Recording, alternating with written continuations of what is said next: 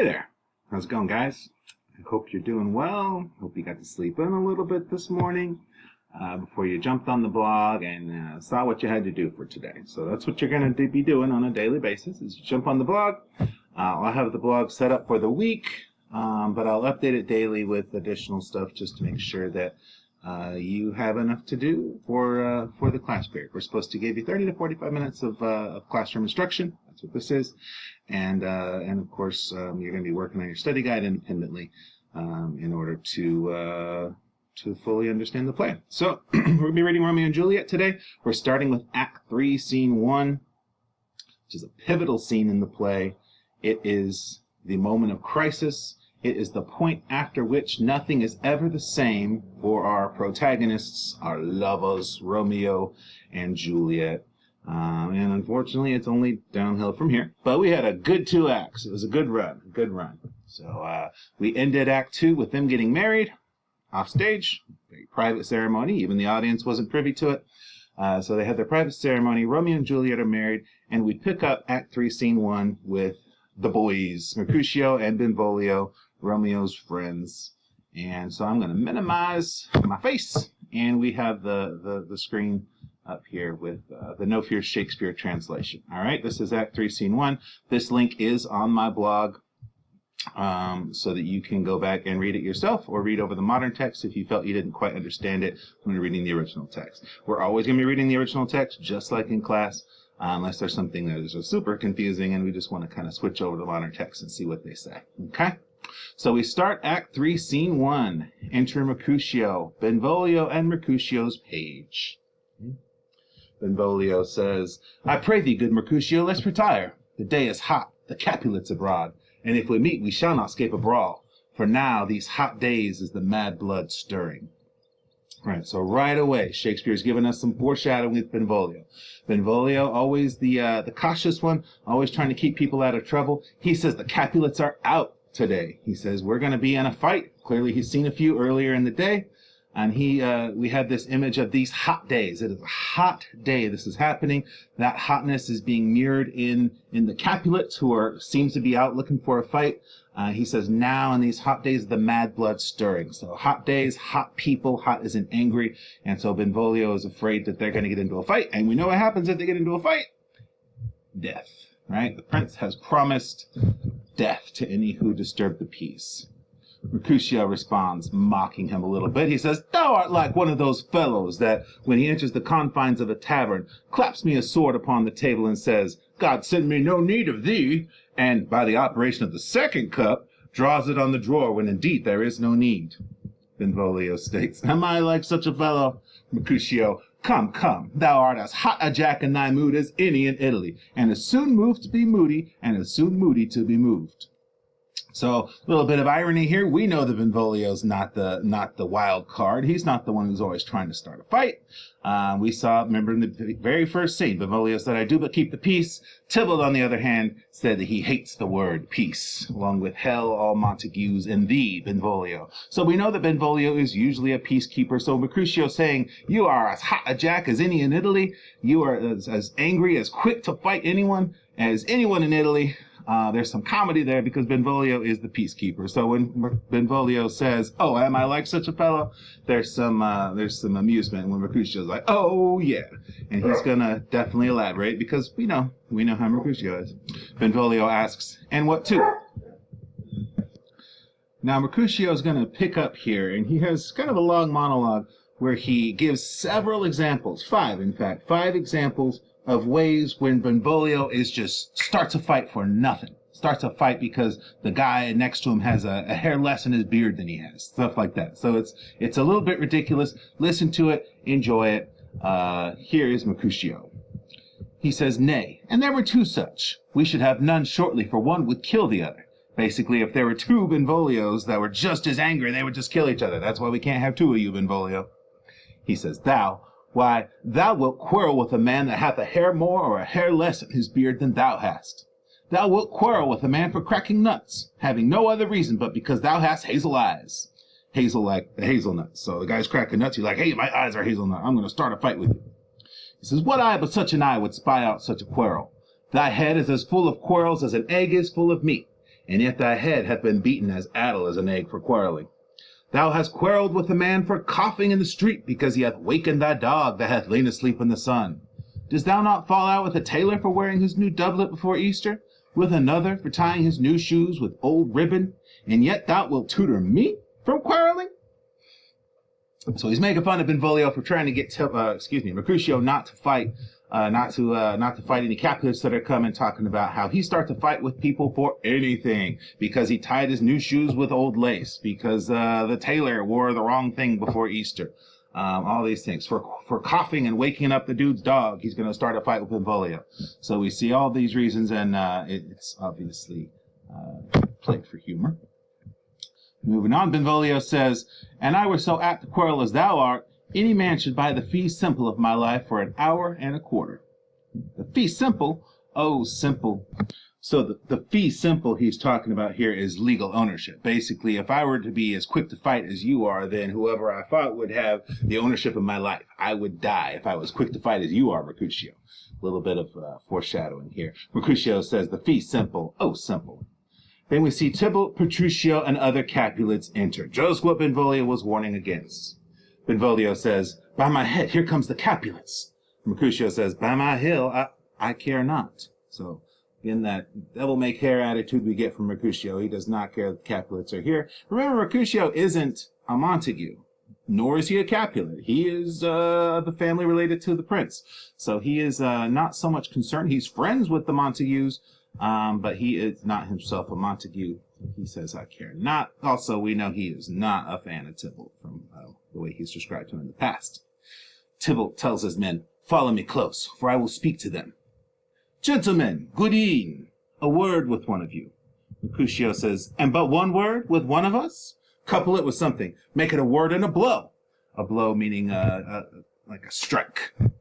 Tybalt says, ye shall find me apt enough to that, sir, and you will give me occasion. Mercutio, could you not take some occasion without giving?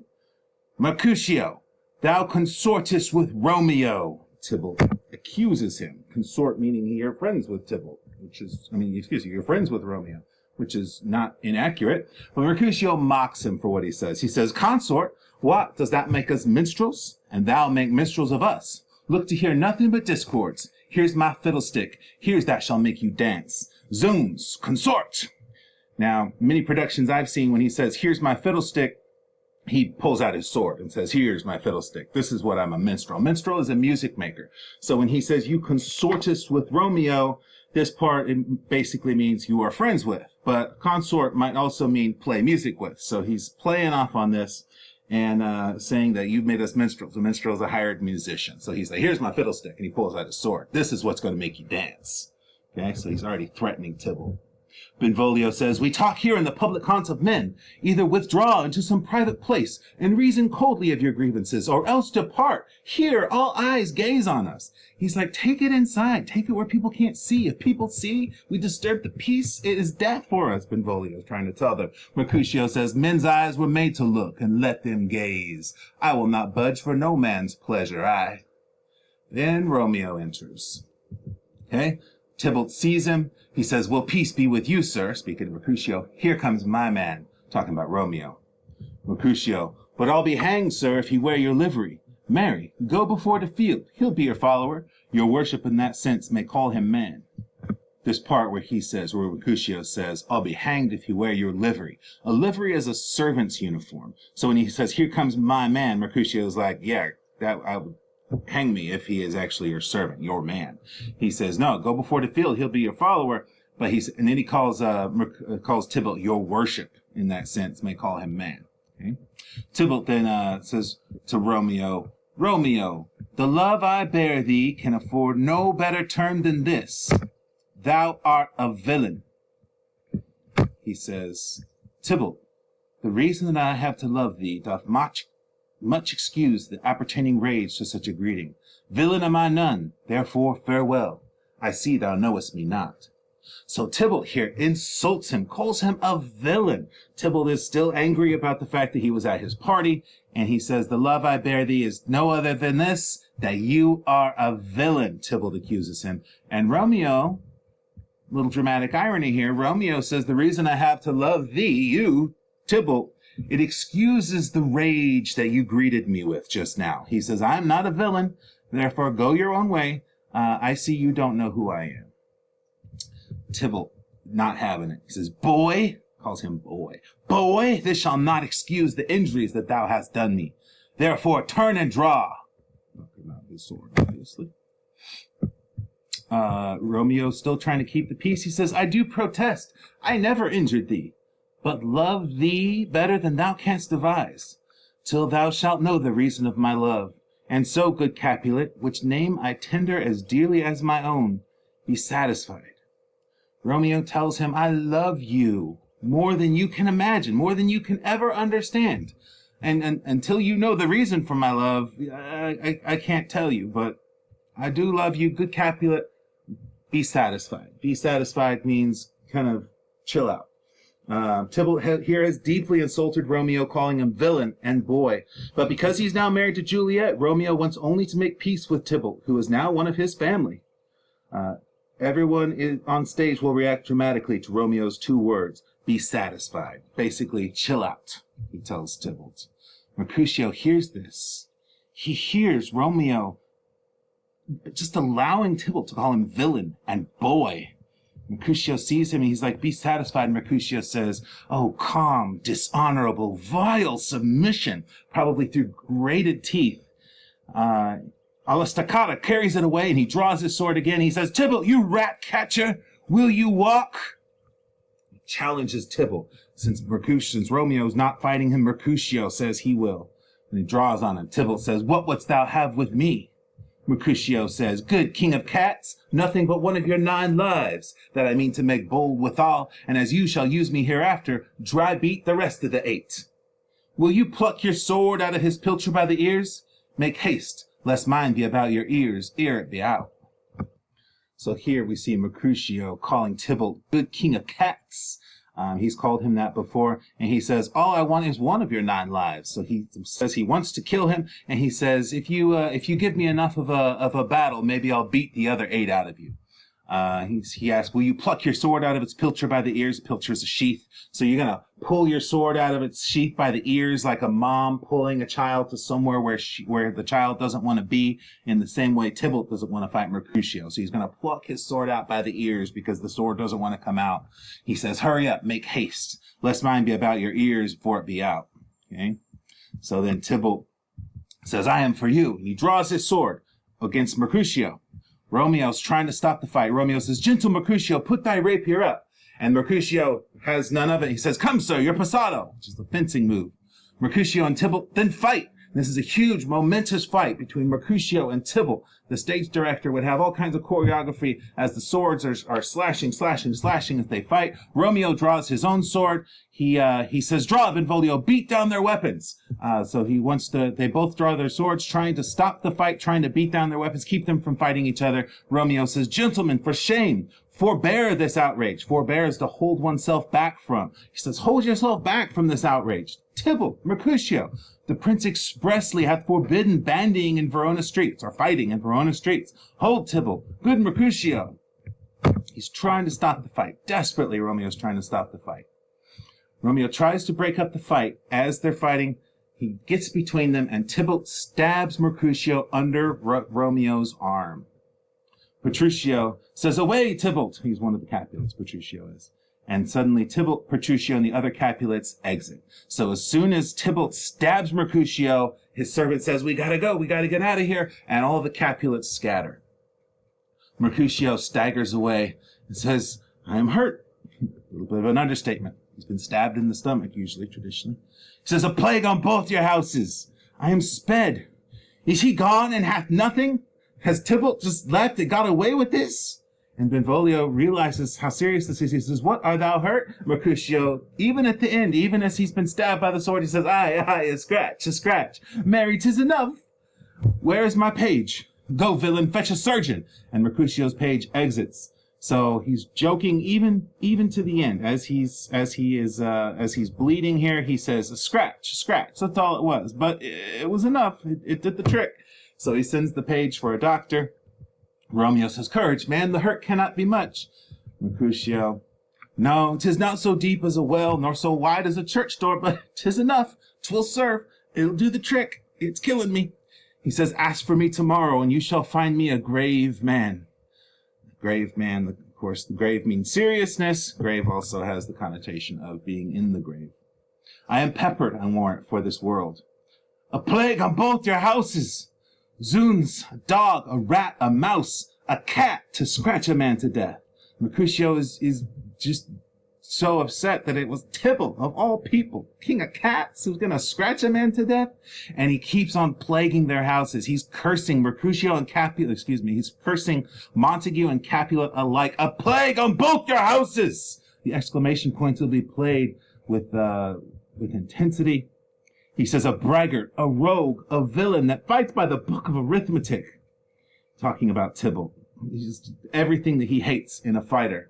Tybalt is, Mercutio is pointing out. And he asks Romeo, turns to Romeo and pleads with him, why the devil came you between us? I was hurt under your arm.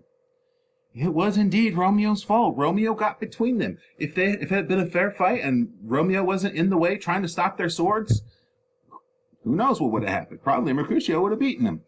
He says, why the devil came you between us? I was hurt under your arm. And Romeo says, I thought all for the best. I thought all for the best. Mercutio, he says, help me into some house, Benvolio, or I shall faint. A plague on both your houses! They have made worm's meat of me, tells Benvolio. I have it, and soundly too. Your houses! He reiterates the curse. A plague on both your houses. Benvolio and Mercutio exit off stage, leaving Romeo out there. He says, this gentleman, the prince's near ally, my very friend, hath got his mortal hurt in my behalf. My reputation stained with Tybalt's slander. Tybalt, that an hour hath been my kinsman.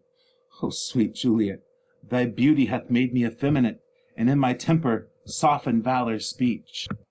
Or steel. So here Romeo's blaming himself for Mercutio's wound. He's resentful of Tybalt's insults, and he fears that his love for Juliet has weakened his courage, that her beauty hath made him effeminate. It's made him womanlike. And he says, and in my temper, in my character, it's softened valor's steel. It's weakened my bravery. I wasn't brave enough to fight him. Mercutio wanted to fight him, and now Mercutio's dead. It's all my fault. Enter Benvolio. Benvolio gives the news that everyone thought was happening because they saw how bad the wound was. Benvolio says, oh, Romeo, Romeo, brave Mercutio is dead. That gallant spirit hath aspired the clouds, which too untimely here did scorn the earth. He says his spirit has gone to heaven in an untimely manner. Romeo says this day's black fate on more days doth depend. This but begins the woe, others must end. So Romeo talks about this black fate of this day, and that's going to bring out more days, more black fates. He says this but begins the woe that others must end, the misery. This is just the beginning of the misery of things yet to come. And then Tybalt enters. Benvolio says, here comes the furious Tybalt back again. Romeo says, alive in triumph, and Mercutio slain? Away to heaven, respective lenity, and fire-eyed fury be my conduct now. So he vows, he says, so much for lenity, so much for the mildness that I was displaying because he's my cousin. He says, now I am fury. I am fire-eyed fury. He says, now Tybalt, take the villain back again that late thou gavest me. For Mercutio's soul is but a little way above our heads, staying for thine to keep him company. Either thou or I or both must go with him. Powerful words here. He says Mercutio's soul is floating over our heads, waiting for your soul to follow him. He says he's just staying for you to keep him company. And he says either you or me or both are going with Mercutio right now. Either thou or I or both must go with him. Powerful scene. Before he fights him, Tybalt says, thou wretched boy that didst consort him here shalt with him hence. So he calls Romeo a wretched boy again and says, the guy who you consorted with, who was your friend, here, you're going to go with him. Hence, meaning right now. Romeo says, this shall determine that. And they fight. And this is another one of those intense fights, depending on the director, how they want to portray it, how they want to choreograph it is different in different movies, in different stage productions. They fight until finally Romeo's sword prevails and Tybalt falls at Romeo's hand. Romeo slays Tybalt. Benvolio says, Romeo, away, begone! The citizens are up, and Tybalt slain. Stand not amazed. The prince will doom thee death, if thou art taken. Hence, begone, away! Benvolio is trying to get Romeo out of there. He sees Tybalt's dead. He sees the citizens saw it. He's like, stop standing there amazed, like, oh my God, I put my sword in him and now he's dead. Get out of here, he's saying. The prince is going to sentence you to death if you're taken. Run away, he tells Benvolio. And Romeo shouts out, oh, I am fortune's fool. Benvolio's like, why dost thou stay? Why are you staying? Go, Romeo. Finally, Romeo exits. The citizens of the watch, kind of a citizens policeman's group, comes in and asks Benvolio, which way ran he that killed Mercutio? Tybalt, that murderer, which way ran he? Benvolio says, there lies that Tybalt. Citizens, up, sir, go with me, they say to Tybalt. I charge thee in the prince's name, obey. Enter Prince, Montague, Capulet, meaning Lord Montague, Lord Capulet, Lady Montague, Lady Capulet, and others. They all enter, and they see the sights before them. The prince asks, where are the vile beginners of this fray?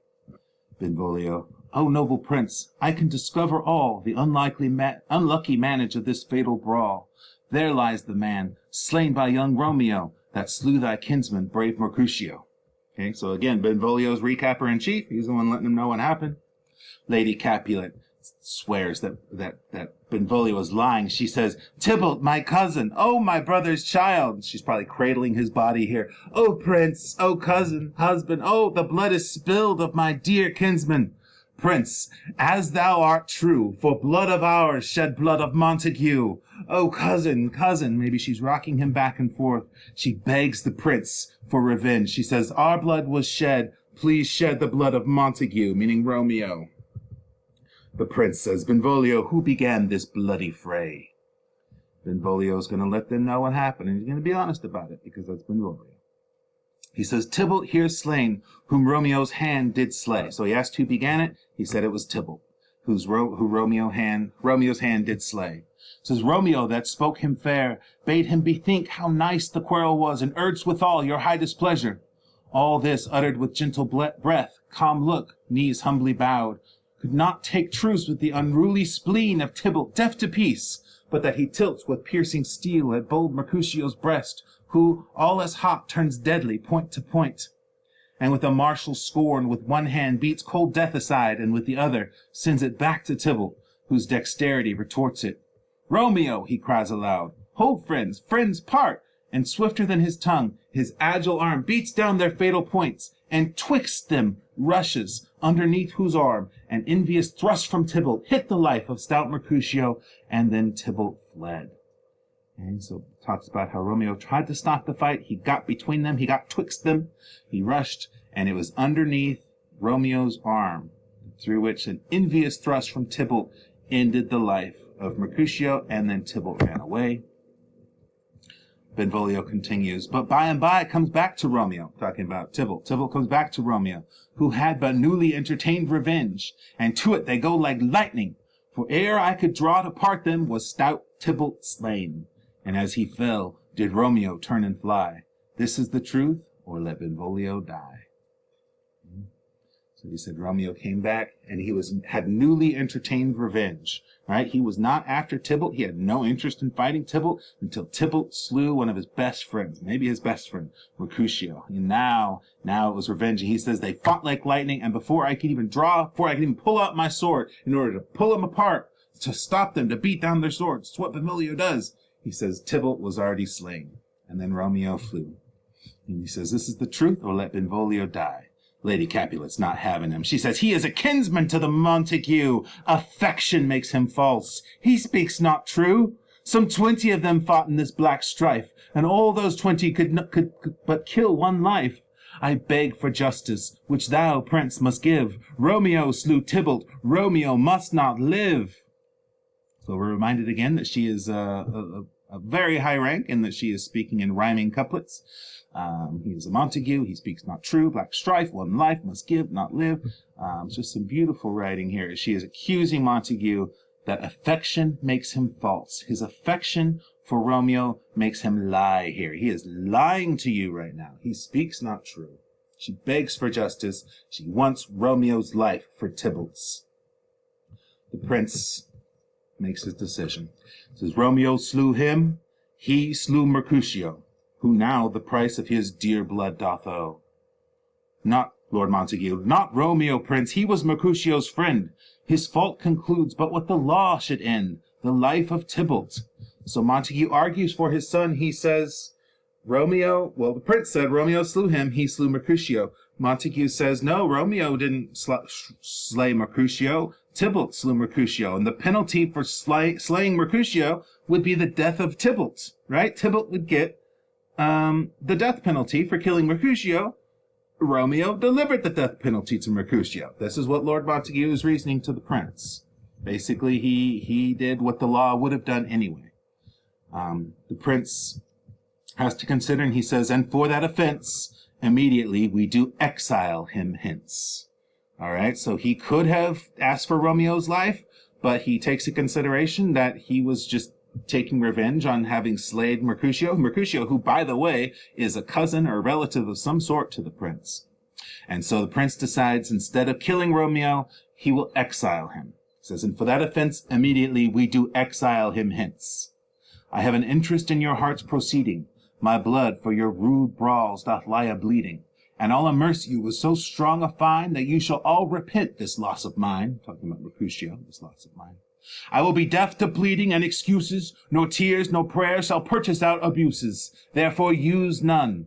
Let Romeo hence in haste, else when he's found, that hour is his last. Bear hence this body and attend our will, mercy but murders, pardoning those that kill. So he says Romeo must leave as soon as he can. If he's found in the streets of Verona, that hour will be his last. So he exiles. If he's found in Verona, he himself will die.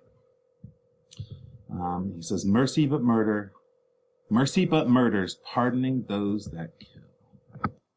That final line, mercy but murders, pardoning those that kill, basically means that showing mercy to murderers only results in further murders. So the prince is mourning for this, and he's afraid that showing mercy to this murderer could result in a bad outcome, but this is the decision that he has made. Romeo is exiled, Tybalt is dead, Mercutio is dead, and Romeo has been cast out, exiled from Verona. He can no longer be in the place where Juliet is, just hours after they'd just gotten married. Tragic, indeed. All right, so this was the moment of crisis. This was Act 3, Scene 1. This was the turning point. This was the point after which nothing is the same for Romeo and Juliet. You may have heard this one in the background. This is Harper. This is the new puppy.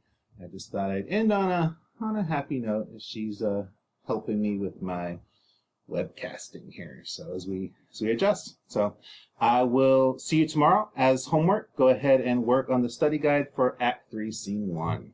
All right. Have a great rest of the day.